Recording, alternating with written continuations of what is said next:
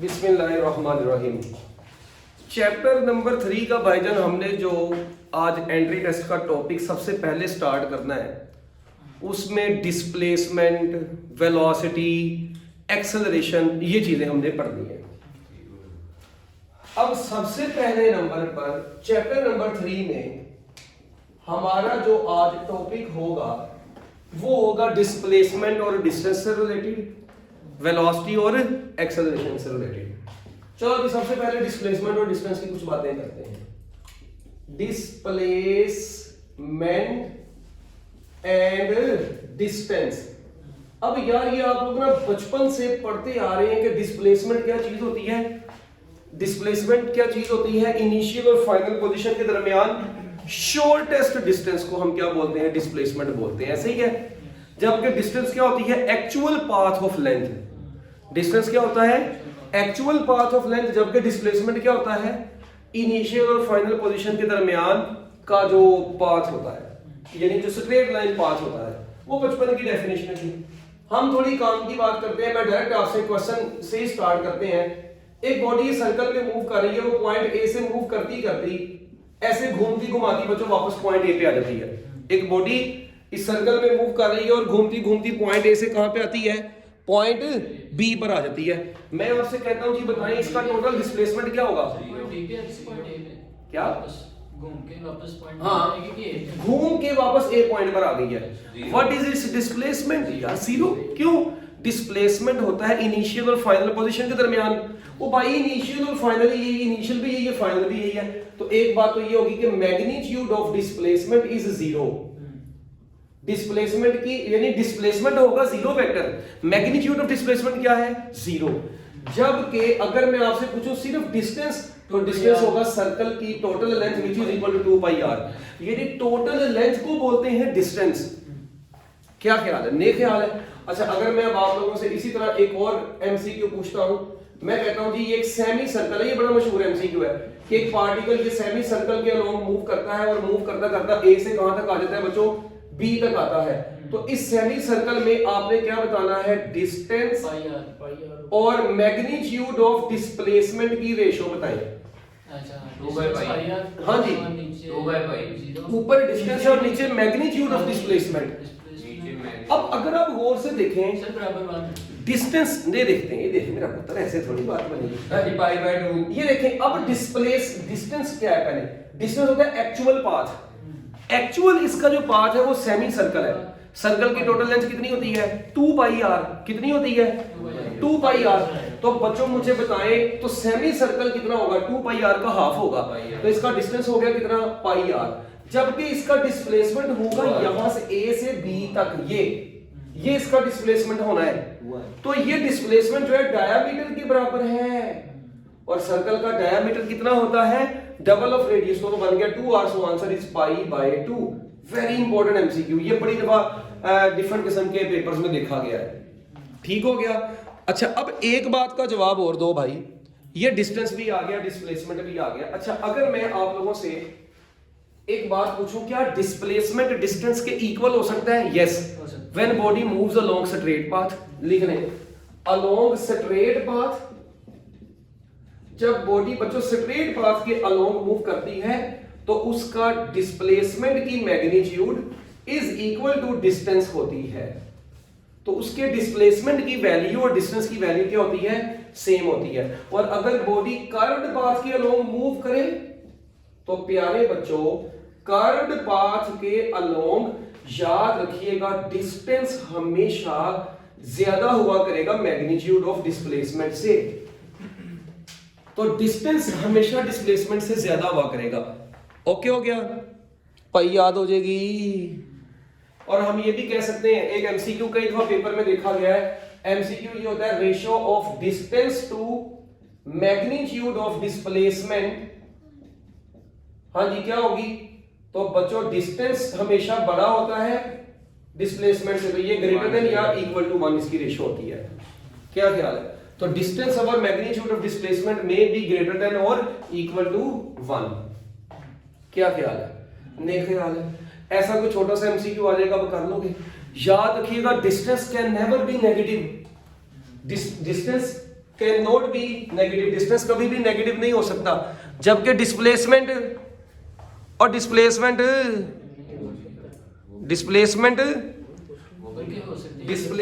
Positive भी हो सकता है, नेगेटिव भी हो सकता है। क्या ख्याल है? क्योंकि वो वेक्टर क्वांटिटी है, displacement is a vector quantity, distance is a scalar quantity. तो डिस्प्लेसमेंट में भी पॉजिटिव, में भी negative, but distance is always positive, distance can not be negative. अच्छा, ये तो हो गई जनरल सी बात। अब थोड़ी सी बात को हम आगे लेकर चलते हैं। लो भाई, अगर मैं आप लोगों से ये कहता हूं कि एक बॉडी 10 मीटर नॉर्थ की डायरेक्शन में गई, कितने डायरेक्शन में गई? 10 मीटर नॉर्थ की डायरेक्शन में गई, और उसके बाद 10 मीटर साउथ की डायरेक्शन में वापस आ गई। What is its total distance? 20 metre. North की डायरेक्शन में 10 मीटर ऊपर गई, 10 मीटर ही नीचे आ गई। अगर आप थोड़ा गौर से देखिए, अब देखिए मैंने क्वेश्चन ये पूछा है नॉर्थ, ईस्ट, वेस्ट, साउथ होता है। अब देखें एक बॉडी 10 मीटर किधर गई है? ऊपर की तरफ गई है, ऐसे। अच्छा, 10 मीटर वो ऊपर चले गई नॉर्थ की डायरेक्शन में, यानी कि मैं कह सकता हूं 10 मीटर नॉर्थ की डायरेक्शन में क्या होगा? पॉजिटिव जे। मैं लिखता हूं 10 मीटर पॉजिटिव जे। क्या ख्याल है? फिर वो 10 मीटर वहां से ही दोबारा नीचे को आ गई, यानी नेगेटिव जे में आ गई। ऐसा ही है। तो मुझे बताएं टोटल डिस्प्लेसमेंट क्या होगा? अगर टोटल डिस्प्लेसमेंट की बात करें, दोनों कैंसिल हो जाएंगे, जीरो वेक्टर।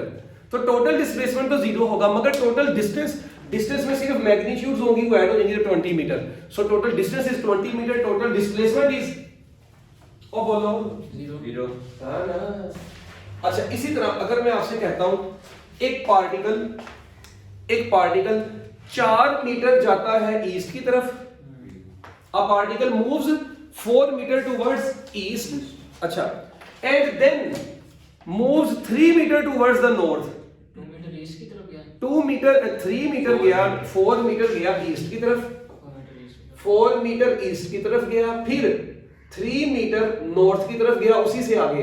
तो कहता बताएं उसके टोटल डिस्प्लेसमेंट की मैग्नीट्यूड कितनी होगी? डिस्प्लेसमेंट की मैग्नीट्यूड 5। क्यों? 5 होगी सर, वो हाइपोटेन्यूस आ जाएगा, पाइथागोरस थ्योरम लगेगा। यस। अब देखिए इधर, अगर आप गौर से देखें 4 मीटर ईस्ट को हम लिख सकते हैं 4i। क्या ख्याल है?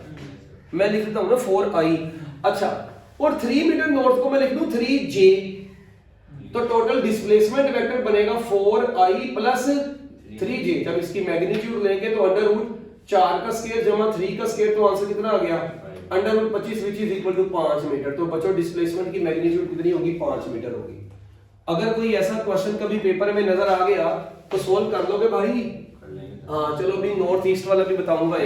पाइथागोरस थ्योरम से भी कर सकते हैं। यस, बिल्कुल ठीक है। ये देखो, अगर ये है 4 मीटर, ये कितना है? आगे गया वो 3 मीटर, तो ये टोटल जो होगा वो अंडर रूट 4 का स्क्वायर जमा 3 का स्क्वायर बन जाएगा।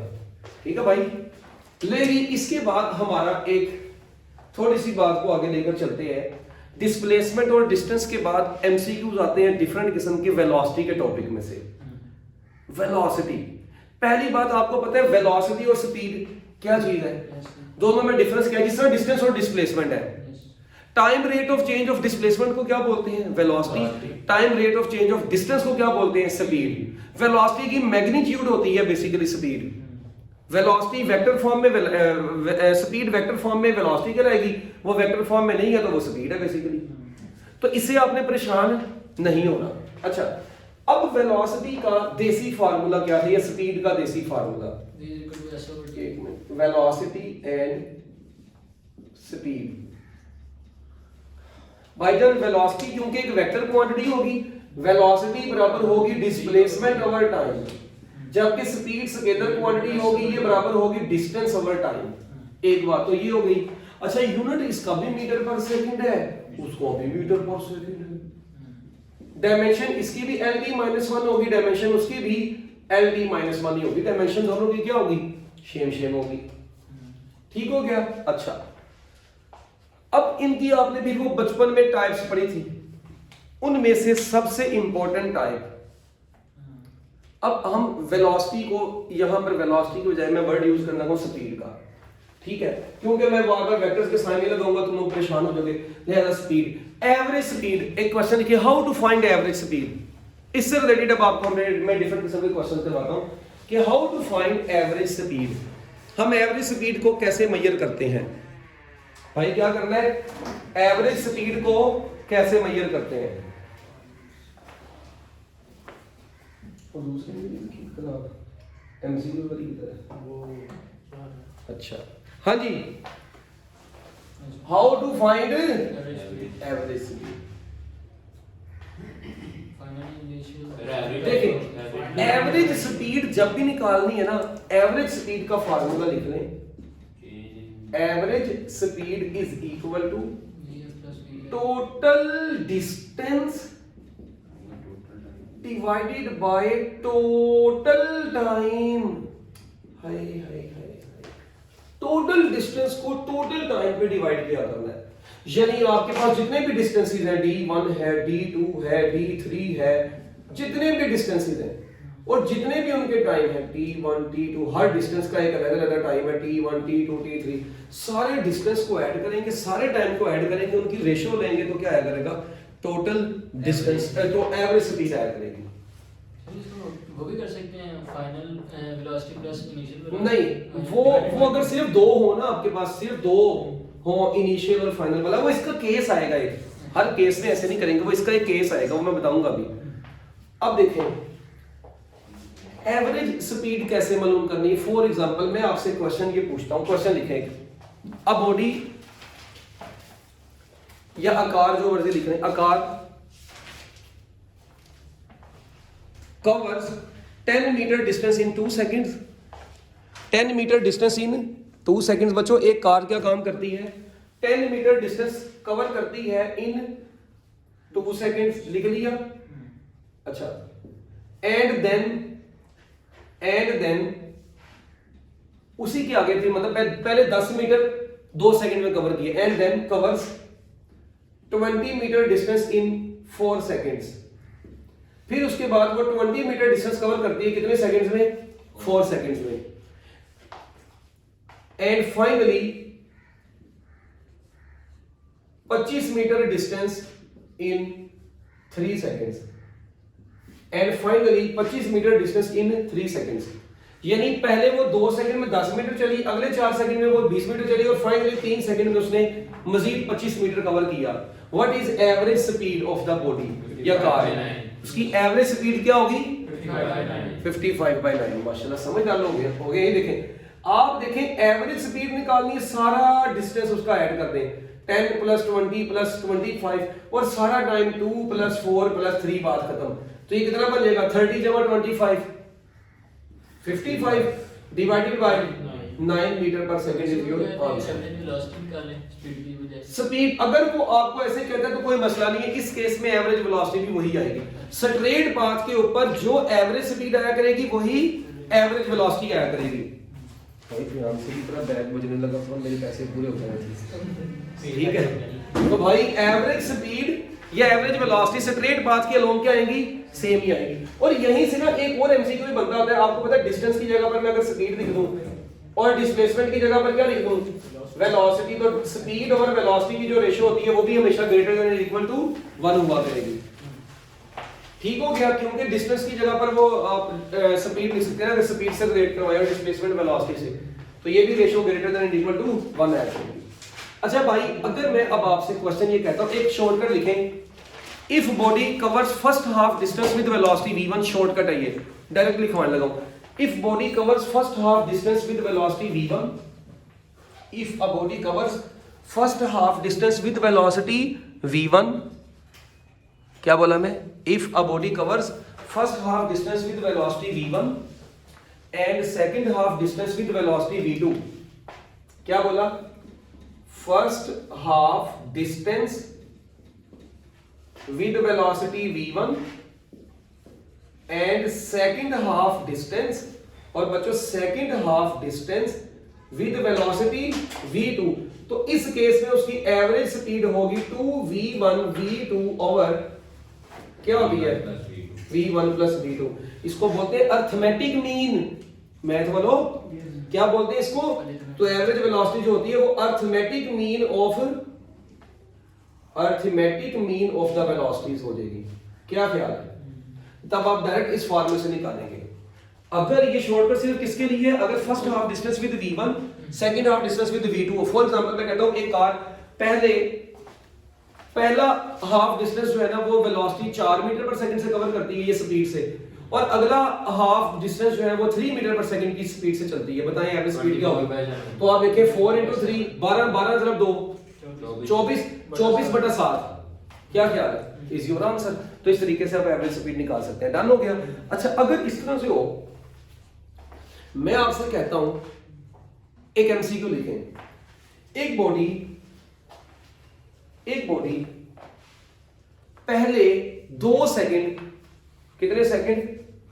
पहले 2 सेकंड वो चलती है जी 5 मीटर पर सेकंड की स्पीड से। वो 2 सेकंड 5 मीटर पर सेकंड की स्पीड से चली। अच्छा, फिर अगले 3 सेकंड में उसकी स्पीड कितनी होगी? 7 मीटर पर सेकंड होगी। बताइए इनकी एवरेज स्पीड कितनी होगी? A car moves with velocity 5 meter per second for 2 seconds, and then its velocity becomes 7 meter per second for next 3 seconds. What will be the average speed of the body? Average velocity of the body? आप बताओ।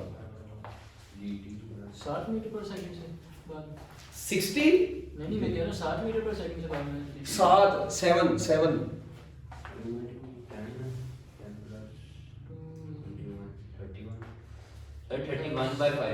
31 by 5।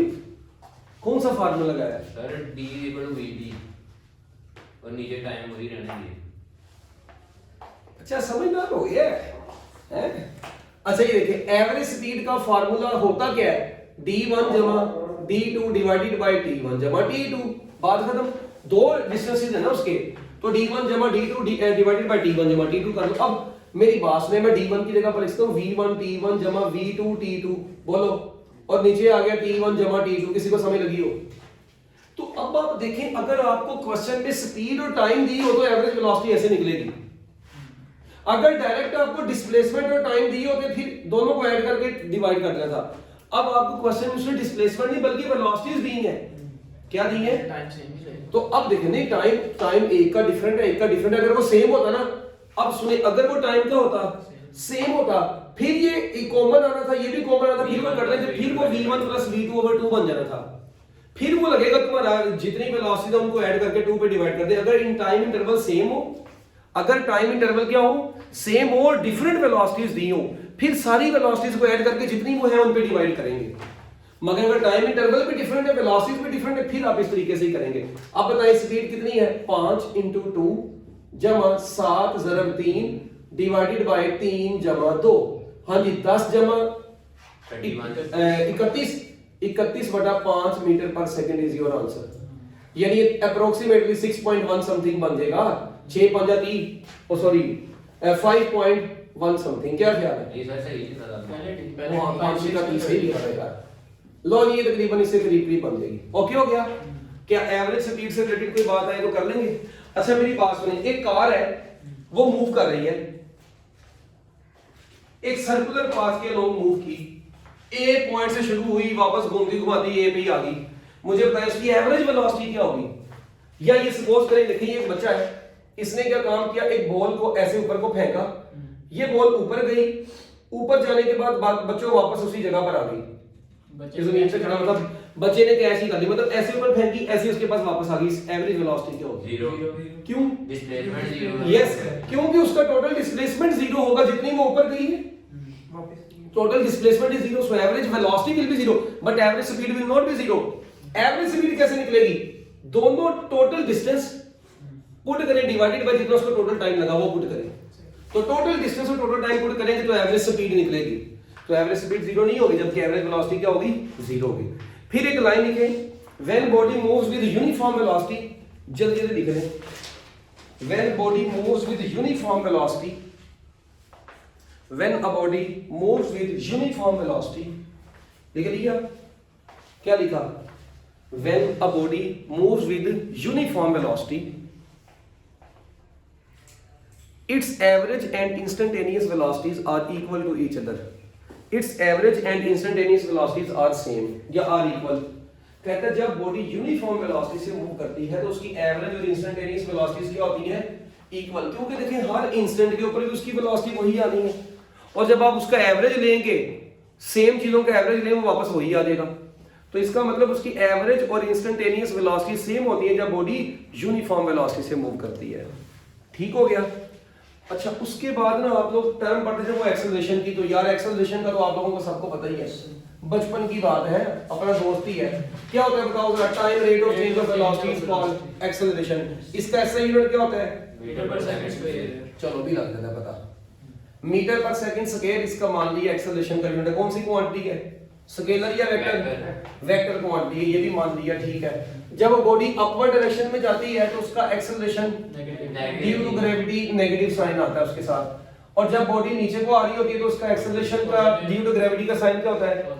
Positive होता है। ये तो पुरानी बातें थी बचपन की है। अच्छा चलो मान लिया मैंने।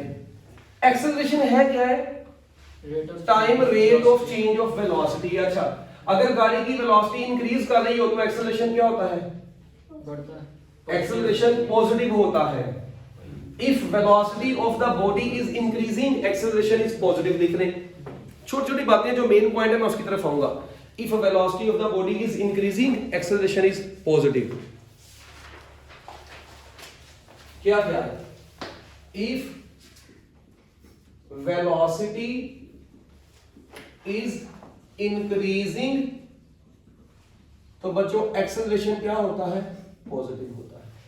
अच्छा, और अगर गाड़ी की वेलोसिटी क्या कर रही है? बॉडी की या गाड़ी की वेलोसिटी बताएं, और बोलो डिक्रीज कर रही हो तो एक्सेलरेशन क्या होता है? नेगेटिव होता है। उसकी वजह तो आप लोगों को पता है कि जब वो इंक्रीज कर रही है तो इंक्रीजिंग के दौरान इनिशियल वेलोसिटी फाइनल से, और फाइनल वाली इनिशियल से क्या होगी?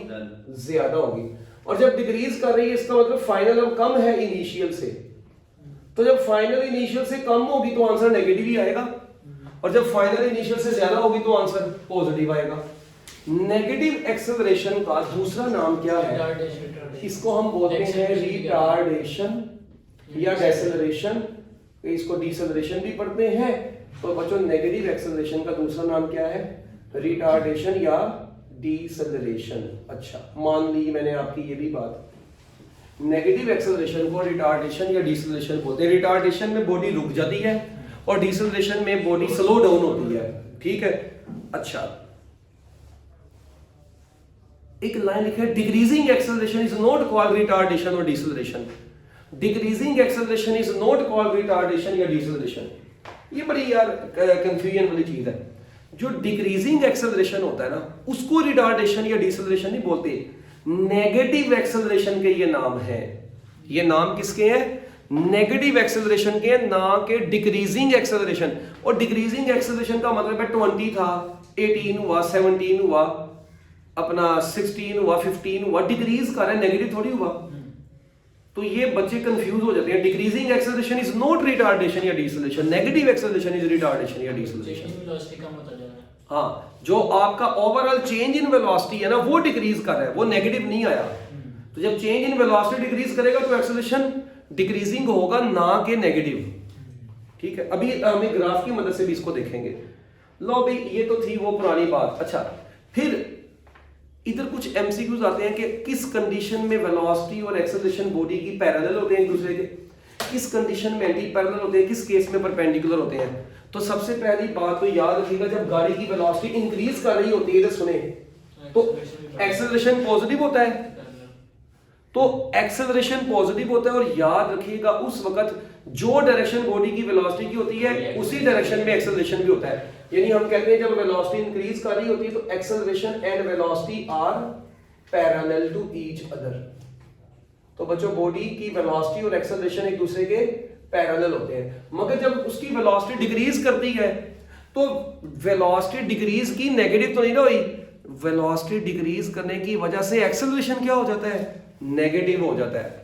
और नेगेटिव एक्सेलरेशन वेलोसिटी के क्या होगा? एंटी पैरेलल होगा। तो इस केस में acceleration and velocity are anti parallel to each other. अब एंटी पैरेलल है तो इसका मतलब इनके दरमियान में थीटा जो होगा वो क्या आएगा 180 डिग्री, या हम इसको क्या बोलेंगे पाई, 180 डिग्री या पाई रेडियन बोलेंगे, जबकि यहां पर थीटा क्या होगा 0 डिग्री। ओ पाई ओके यार, लिख लिया? चलो शाबाश, जल्दी जल्दी लिखो मेरा पुत्र, जल्दी लिखो ना यार। इसके बाद हम नेक्स्ट जो चीज करेंगे अब वो क्या है, along circular path, when a body moves along circular path. बच्चों सर्कुलर पाथ में क्या होता है, जब बॉडी सर्कल में मूव करती है वेलोसिटी टेंजेंट के अलोंग होती है और एक्सेलरेशन आपको पता है towards the centre of the circle होता है, और एंगल कितना होता है, तो अब वेलोसिटी और एक्सेलरेशन के दरमियान में एंगल 90 डिग्री का बनता है। और सर्कुलर मोशन में हम ये भी कहते हैं कि a dot v is equal to 0। क्या ख्याल है? क्योंकि दो परपेंडिकुलर वेक्टर्स का डॉट प्रोडक्ट 0 होता है, तो सर्कुलर मोशन में dot product of velocity and acceleration is always 0। Okay भाई, ओके है। अच्छा, फिर उसके बाद ना आप इक्वेशंस ऑफ मोशन पढ़ते थे, जिनमें ये फाइनल वेलोसिटी, इनिशियल वेलोसिटी, ये वो चीजें पढ़ते थे आप, ऐसे ही है। चलो हम ना वो इक्वेशंस लिखते हैं। देखें क्या थी इक्वेशंस ऑफ मोशन, क्योंकि वेलोसिटी और एक्सेलरेशन और डिस्प्लेसमेंट की बात हो रही है, इसलिए वो इक्वेशंस को डिस्कस कर लेते हैं। फर्स्ट इक्वेशन ऑफ मोशन थी Vf is equal to Vi plus At। Second equation of motion थी S is equal to Vit plus 1 over 2 At square. Third equation of motion क्या थी, 2as is equal to v square f minus v square i हो भाई। बताओ ये पढ़ी थी? भाई सोने भांडे नहीं धोने, जल्दी लिख मेरा पुत्र, फिर नहीं धोने पड़ेंगे। हाँ, वेलोसिटी, हम इस इक्वेशन को पता क्या बोलते हैं, बताएं इस इक्वेशन में कौन प्रेजेंट नहीं है? इस इक्वेशन में डिस्टेंस प्रेजेंट नहीं है, हम इसको नाम देते हैं वेलोसिटी टाइम इक्वेशन। क्या नाम देते हैं? इस इक्वेशन में क्या आप देखें सारी वेलोसिटीज इनिशियल और फाइनल दोनों हैं? नहीं। इस इक्वेशन में लेफ्ट साइड पर डिस्प्लेसमेंट और राइट साइड पर बेसिकली टाइम आ रहा है, हम इसको नाम देंगे डिस्प्लेसमेंट टाइम इक्वेशन। क्या नाम देंगे? Displacement time equation. इसको हम नाम देंगे डिस्प्लेसमेंट वेलोसिटी इक्वेशन। इसको हम क्या नाम देते हैं, क्योंकि इसमें सिर्फ डिस्प्लेसमेंट और वेलोसिटी ही का तो रिलेशन आ रहा है, तो डिस्प्लेसमेंट वेलोसिटी इक्वेशन। ओके हो गया? अब बच्चों जो फर्स्ट इक्वेशन ऑफ मोशन है, इसमें अगर मैं ये तीनों equations of motion freely falling body के लिए देखूं, किसके लिए? फ्रीली फॉलिंग बॉडी के लिए ये तीनों इक्वेशंस ऑफ मोशन क्या बन जाएंगी? फ्रीली फॉलिंग बॉडी की दो बातें याद रखें। फ्रीली फॉलिंग बॉडी के लिए vi 0 होता है और एक्सेलरेशन जो होता है वो ग्रेविटेशनल बन जाता है। ये दो बातें हमेशा याद रखें, ठीक है? और हाइट को हम h बोल देंगे, डिस्टेंस को h बोल देंगे। तो देखें vf किसके बराबर आ जाएगा, बताएं? gt के। क्या ख्याल है? यहां पर h किसके बराबर आ जाएगा? g/2t square. किसी को समझ लगी हो? अच्छा, जबकि इसमें 2gh किसके बराबर आ जाएगा? v स्क्वायर f के बराबर आ जाएगा। नेक ख्याल है? नेक ख्याल है। अच्छा, अब देखें इसमें से हम अब इसको ऐसे भी लिख सकते हैं, t is equal to vf over g। इसको क्या लिख सकते हैं? t is equal to √2h over g। हाय, और इसको हम क्या लिख सकते हैं? vf is equal to √2gh। किसी को समझ लगा? अब ये देखें यहां से कितने एमसीक्यूज बन सकते हैं। अगर मैं आपको कहता हूं बच्चों एक बॉडी है वो फ्री फॉल कर रही है, बताएं अगर उसका आपको मैं पूछूं, बताएं 3 सेकंड्स के बाद उसकी फाइनल वेलोसिटी क्या होगी? 30। तो आप यहां पे सिर्फ टाइम पुट करके उसकी फाइनल वेलोसिटी निकाल सकते हैं। क्या ख्याल है? फ्रीली फॉलिंग बॉडी का टाइम दिया हो तो फाइनल वेलोसिटी निकाल सकते हैं। इधर देखिए हाइट दी हो तो फाइनल वेलोसिटी भी निकाल सकते हैं। टाइम दिया होगा तो फाइनल वेलोसिटी ऐसे निकलेगी, हाइट दी होगी तो फाइनल वेलोसिटी ऐसे निकलेगी। फ्रीली फॉलिंग बॉडी का टाइम दिया हो तो ये, हाइट दी हो तो ये। अच्छा, फ्रीली फॉलिंग बॉडी की फाइनल वेलोसिटी दी हो आपको, क्या दी हो? फाइनल वेलोसिटी दी हो। अच्छा, यहां पे देखें जरा एक चीज पे गौर करें, vf तो आ गया ना √2gh। मैं इधर से ये भी कह सकता हूं h is equal to v square f over 2g। क्या ख्याल है? गौर से देखें, ऐसे ही है ना? अगर आपको फाइनल वेलोसिटी दी हो तो आप टाइम भी निकाल सकते हैं, आप हाइट भी निकाल सकते हैं। कैसे? मैं कहता हूं a freely falling body hits the ground with 10 metre पर सेकंड वेलोसिटी, ठीक है, in how much time it will reach the ground and what will be the height covered by the body। अब देखें टाइम निकालना होगा तो velocity over जी कर लेना, बात खत्म। हाइट निकालनी होगी तो वेलोसिटी का स्क्वायर ओवर 2g कर लेना। अब बात ये कि आप क्वेश्चन की स्टेटमेंट पढ़ के उसके मुताबिक आप आंसर लगाएंगे, मगर ये फार्मूला उस वक्त यूज होने हैं, मैं बार बार बता रहा हूं, कब? जब फ्रीली फॉलिंग बॉडी की बात होगी, जो जब जिसको आप थ्रो करेंगे उसके लिए फिर vi 0 नहीं होगी। जब थ्रो करेंगे तो आपको फिर वो vi देगा। सही है। अगर वो vi नहीं देता, इट इज अंडरस्टूड कि वो फ्रीली फॉलिंग बॉडी की बात कर रहा है। फ्रीली फॉलिंग का लफ्ज लिखा हो या दूसरा वर्ड लिखा होता है ड्रॉप्ड। ड्रॉप का मतलब भी क्या होता है? उसको छोड़ देना, तो तब भी इनिशियल वेलोसिटी 0 ही होती है।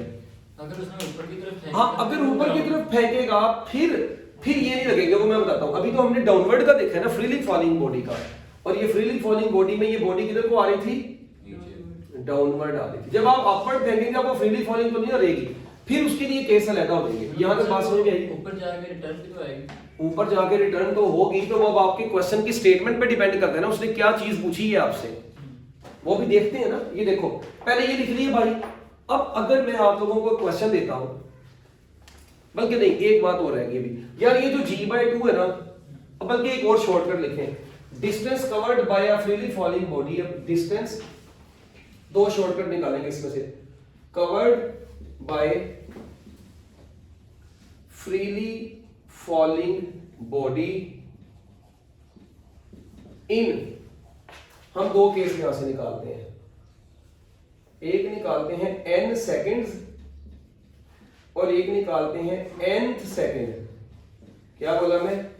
एक निकालते हैं n सेकंड्स और एक क्या निकाला? nth second. अब दोनों में क्या फर्क है? हाँ जी भाई, n सेकंड्स का मतलब है कि आपने टोटल कितने टाइम, मतलब distance covered by the freely falling body in 10 seconds, 20 seconds, 50 seconds, 100 seconds.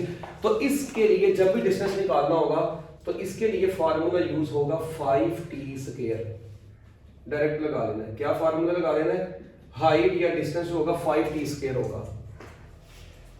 जो भी आपको टाइम दिया होगा वो पता है कहां से निकला? यार यहीं से निकला। ये जो g होता है 10 होता है, 10/2 कितना होता है? 5, तो 5t² बनता है। मगर अगर पूछा जाए nth सेकंड, तो भाई इसके लिए फार्मूला है nth सेकंड का 5 × 2n - 1। जी कौन सी वैल्यू यूज करेंगे? 9.1 किसमें? 10? किसमें? इसमें 9.8 या 10? न्यूमेरिकल्स जब आप बोर्ड के पेपर में करते हैं ना, वहां पे जी को 9.8 ही पुट करते हैं। एक्चुअल वैल्यू 9.8 ही है, बट हम रफली उसको अपनी आसानी के लिए 10 कंसीडर करते हैं, एमसीक्यूज में 10 करते हैं। अगर उसने ऑप्शन आंसर 9.8 के हिसाब से लिखा होगा ना, तो जो आपका 10 के हिसाब से आएगा उससे थोड़ा सा पीछे वाला ऑप्शन आंसर होगा। गेस करना है वहां पे आपने। कई जगहों पर वो जी को 10 भी पुट करेगा, कई जगहों पर 9.8 भी करेगा, तो कोई मसले वाली बात नहीं है, आप ऑप्शन के लिहाज से आंसर लगा लें। अब ये distance covered in nth second का फार्मूला 5 × 2n - 1। ये आया पता कहां से? मैंने वर्ड यूज किया फ्रीली फॉलिंग बॉडी का। अगर मैंने फ्रीली फॉलिंग का लफ्ज ना लिखा होता तो ये distance covered in nth second का फार्मूला ये होता है vi + a/2 × 2n - 1। इसका एक्चुअल फार्मूला ये है। वो तो हम जब बात करते हैं कि क्या नाम है, nth सेकंड है और फ्रीली फॉलिंग बॉडी है, तो va 0 करते हैं, एक ही जगह पर 10 पुट करते हैं, तो वो 5 × 2n - 1 आता है। एक्चुअल फार्मूला ये है। ये 2n - 1 कैसे है? यार ये लंबी कहानी है भाई, फार्मूला है। अच्छा, फार्मूला अपना तितर बटेर कर, बस जुबानी याद रख भाई। कहता तो बता देता हूँ, बताऊँ? नहीं रहने यार, तो बात छोड़ यार, फिर दिल टूटेगा तेरा। ठीक है, 5 × 2n - 1। वो ऐसी लंबी कहानी चल जाएगी, अभी टाइम कम है, हमने मेन पॉइंट करने हैं, यही आएगा। अब ये देखो, अगर मैं करूं 1 सेकंड, कितना? 1 सेकंड, तो आंसर कितना आएगा? 5 मीटर। ऐसे ही है। अच्छा, 2 सेकंड के लिए कितना आएगा? 20 मीटर। पक्की बात है। 3 सेकंड्स में कितना आएगा? 45 मीटर। डन हो गया। अच्छा, अगर मैं आपसे कहता हूं पहला सेकंड, फर्स्ट सेकंड में भी आएगा 5 मीटर। सेकंड में कितना आएगा? यहां पे पुट करें 15 मीटर। थर्ड सेकंड में बॉडी कितना डिस्टेंस कवर करेगी? जरा गौर से सुनना। अब आप लोग देखें ऊपर वाले में और नीचे वाले में क्या फर्क है। 1 सेकंड था 1 पुट किया, 2 सेकंड है 2 पुट करें, 3 सेकंड है 3 पुट करके सॉल्व करें, आंसर आ जाएगा। पहला सेकंड और फर्स्ट सेकंड एक ही चीज है, इसलिए सेम आएगा। 2 सेकंड्स का मतलब है पूरा टाइम, सेकंड सेकंड का मतलब है सिर्फ सेकंड सेकंड बताना है, 1 सेकंड मतलब पहले और दूसरे सेकंड के दरमियान का बताना है। थर्ड सेकंड का मतलब है दूसरे और तीसरे सेकंड के दरमियान बताना है। मैं कहता हूं सपोज करें क्लास में 100 बच्चे हैं, ओवरऑल बोलूंगा 100, मैं कहता हूं जी 18वां रोल नंबर, तो वो 17वें से आगे वाला ही होगा 18वां। इसी तरह यहां पर ये अगर थर्ड सेकंड बोल रहा हूं, इट मींस ये सेकंड सेकंड और थर्ड सेकंड के दरमियान की बात कर रहा है, ना कि पूरे 3 सेकंड्स की बात कर रहा है। बनती भी रेशियो पूरी Yes, sir. ऐड करें, ऐसे ही होगा। ये देख अब अब 15-20 हो जाएंगे और 25 के साथ। देख कितना कितना समझदार बच्चा है, यही बताने लगा था। ये देखो अगर आप थोड़ा सा गौर से देखें ना, इसमें और इसमें आप देखें पहले 1 सेकंड में, यानी 1 सेकंड में बॉडी ने कवर किया 5 मीटर। अच्छा, फिर टोटल 2 सेकंड में कितना कवर किया, ये 1 सेकंड का था। टोटल 2 सेकंड का कितना आ रहा है, टोटल 2 सेकंड का कितना आ रहा है यार, 25 मीटर आ रहा है। टोटल 3 सेकंड्स का, सॉरी 20 मीटर, टोटल 3 सेकंड्स का कितना आ रहा है, 3 सेकंड्स का 45 मीटर, 3 सेकंड्स का। अच्छा अब देखें, मैं कहता हूं सिर्फ फर्स्ट सेकंड का वो यही होगा। सेकंड सेकंड का अगर निकालना है ना, तो आप 20 - 5 करेंगे, वो सिर्फ सेकंड सेकंड का निकलेगा। थर्ड सेकंड का निकालना है तो वो 45 - 20 करेंगे, तो थर्ड सेकंड का आएगा, तो वो 25 ही आता है थर्ड सेकंड का। टेक्निकली जरा दिमाग के ऊपर जोर डालना है, क्या ख्याल है? तो वो बजाय ये कि हम इतना लंबा तरीका करें, हम डायरेक्ट फार्मूला याद रख के जिंदगी में सुकून लाते हैं।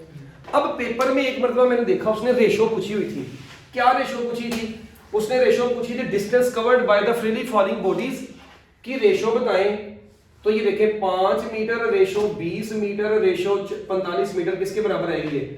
1:4:9। इनकी रेशो की अगर बात करें तो 5 metre ratio 15 metre ratio 25 metre, तो 1:3:5 आंसर आएगा। क्या ख्याल है?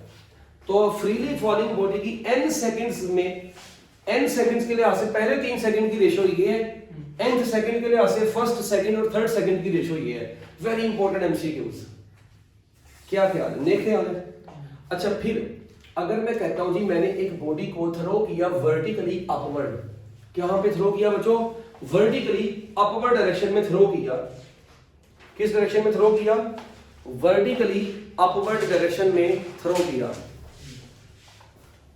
विद वेलोसिटी v आई, ठीक है? तो मुझे ये बताएं उसकी फाइनल वेलोसिटी क्या होगी 10 मीटर हाइट के बाद? 10 मीटर हाइट के बाद ऊपर को थ्रो थ्रो के ऊपर रिपीट से देखें, लिखें a ball is thrown vertically upward, a ball is thrown vertically upward, a ball is thrown vertically upward with initial velocity 10 metre पर सेकंड। कितनी? चलो 10 नहीं ज्यादा कर लो यार, 20 कर लो, क्या याद करोगे? 20 मीटर पर सेकंड की वेलोसिटी से उसको वर्टिकली अपवर्ड थ्रो किया है, ठीक हो गया?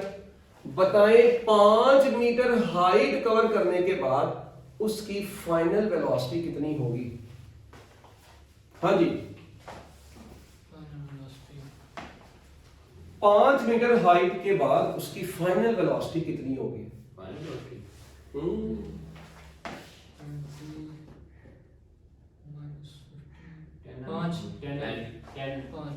कितनी होगी? 5। अच्छा, मजे की बात, ऑप्शन में अगर आंसर लिखा हो 5, 10, 25, 30, तो सर जी आपको पता है ऊपर जाते जाते वेलोसिटी डिक्रीज होती है। तो ऑप्शन में जिसने वेलोसिटी बड़ी बड़ी लगाई ना, यकीन मानो वो फर्क तरीन इंसान है इस दुनिया का, ठीक है ना? क्योंकि ऊपर जाते जाते वेलोसिटी ने होना ही डिक्रीज है ना। चलो करके देखते हैं। अच्छा करके देखते हैं, देखें v² f किसके बराबर आएगा? थर्ड इक्वेशन लगेगी पहले तो। ये देखें ऊपर को फेंका तो a किसके बराबर होगा? -g, क्यों? हाइट दी हुई है, पहली में हाइट आई नहीं है, ठीक है? अब देखें तो बच्चों थर्ड इक्वेशन में से मैं लिख सकता हूं vf = √, बल्कि ऐसे लिखते हैं -2gh + vi²। किसी को समझ लगी हो? समझ लगी? अच्छा, अब g की जगह पर वो 10 पुट कर दें। हाइट कितनी है? 5 जमा vi कितनी है? 20 का स्क्वायर। ये कितना आ जाएगा? 2400 कितना आएगा? 100 प्लस 400 500 100 प्लस 400 तो आंसर आ गया 300 300 ही आएगा सर यहाँ पे स्केयर भी आएगा ना यार, क्या करते हो? हाँ। ऐसे ही है ना, स्केयर आ गया ना, तो वेलोसिटी का vf का स्केयर कितना आ गया? तो भाई अब इसका अंडर रूट ले लो ना, अंडर रूट 300। अब अंडर रूट 300 कैसे लेंगे? मैं लिख सकता हूँ 10 अंडर रूट 3। अब अंडर रूट 3 कितना होता है? 1.7। तो कितना आंसर आ गया? तकरीबन 17 कहता 70 किलो से तो अच्छा 17, ठीक है 17 मीटर पर सेकंड आ गया। तो पहले से वेलोसिटी कम हो गई है ना उसकी, क्या ख्याल है? नहीं ख्याल है? तो भाई अगर अपवर्ड की बात करेगा तो फिर आपको वेलोसिटी इनिशियल देगा, या ऐसे भी कह सकता है अपवर्ड की बात करता है और आप लोगों को वो अपवर्ड डायरेक्शन में इनमें से कोई भी variable they they. For example ये लो, हम ये चारों इक्वेशंस जरा तीनों इक्वेशंस अपवर्ड के केस में लिख के देखें क्या बनेगी, बताओ। अपवर्ड के केस में पहली वाली इक्वेशन बन जाएगी vf is equal to vi minus gt, एक बात तो डन। सेकंड इक्वेशन क्या बन जाएगी? h is equal to vit minus 1/2 gt square, क्या ख्याल है? और थर्ड इक्वेशन क्या बन जाएगी? Minus 2gh is equal to v square f minus v square i, या मैं ऐसे लिख देता हूं v square i minus v square f, और यहां से माइनस खत्म करता हूं, किसी को समझ लगी हो? अपवर्ड डायरेक्शन में 2gh बराबर होगा vi का स्क्वायर माइनस vf का स्क्वायर। जब बात समझ रहे हो क्या ख्याल है? तो ये अपवर्ड डायरेक्शन के केस में इसका ये सूरत हाल बनेगा। तो भाई अगर आपको इक्वेशंस ऑफ मोशन से रिलेटेड कोई एमसीक्यू, वेलोसिटी, डिस्प्लेसमेंट या एक्सेलरेशन से रिलेटेड कोई एमसीक्यू आ जाए तो ये छोटी छोटी चीजें जो कि आप लोगों ने अपने दिमागात में रखनी है। ओके हो गया? अभी इनसे रिलेटेड एमसीक्यूज आएंगे। अभी एक बार कल हमने पढ़ना ना जो velocity time graph, displacement time graph, फिर उसके बाद अपना न्यूटन्स लॉज ऑफ मोशन, फिर मैं तुम लोगों को उसके बाद कोई 3-4 पप्पू से किस्म के ना मशहूर एमसीक्यू जो पेपर में है वो कल के लेक्चर में लिखवाएंगे। ओके हो गया जी? लो जी, अल्लाह हाफिज़।